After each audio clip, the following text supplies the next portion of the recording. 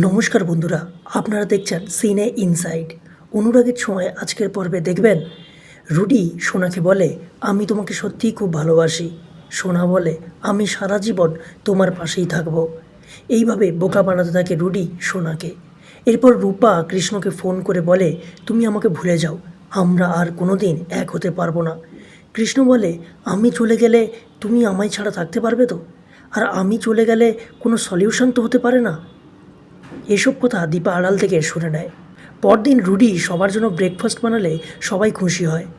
দীপা প্রবীরবাবুকে বলে, বাবা আমি ডাক্তারবাবুকে নিয়ে চেক আপে যাচ্ছি। সেটা শুনে রুডি সঙ্গে সঙ্গে বলে, আমাকেও একটু বেরোতে হবে, আসলে একটা ডেলিভারি এসেছে, তাই আর্জেন্ট।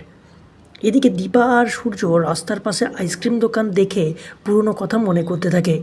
সেই সময় একটা গাড়ি সূর্যকে ধাক্কা মারে। সূর্যকে বাঁচাতে গিয়ে দীপাও রাস্তায় পড়ে যায়। সেই সময় রুডি গাড়ি চালিয়ে দীপাকে ধাক্কা দিতে গেলে সূর্য দীপাকে বাঁচিয়ে নেয়। দীপা বলে, ডাক্তারবাবু আপনি আবার নিজের পায়ে দাঁড়িয়েছেন, আমি জানতাম আপনিই পারবেন। তাহলে কী হতে চলেছে বন্ধুরা, জানতে থাকুন। কিছু ভালো লাগলে আমাদের চ্যানেলকে সাবস্ক্রাইব করে পাশে থাকবেন। ধন্যবাদ।